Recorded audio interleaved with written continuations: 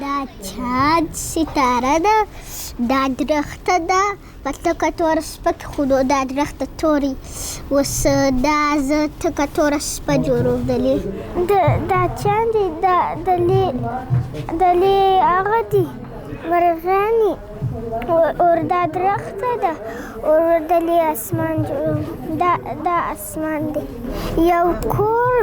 او نام حنیفه هست، یکی از نقاشایی که در این دوره زه حنیفه یم، یو انځورګرم. زه انځورګري ځکه کوم چې موږ افغانان د خپلو کورونو، کلیو او وطن نه لرې یو.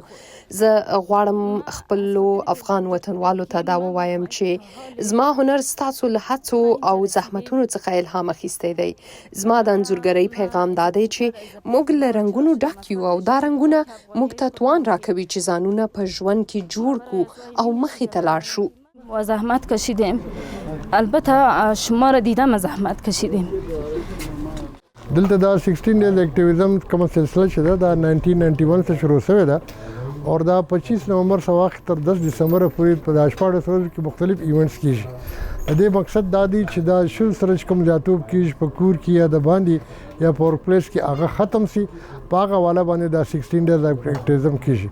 25 دسمبر باندې د افتتاح وشو. نن په دا سلسله کې زموږ مرسي کور هغه پارټنران سره موږ دا د آرټ کمپټیشن کړی دی چې هغه کوم ټیم ورک کړی دی چې دا جنډر بیس وایلنس باندې دوی خپل آرټیسټي وکړي.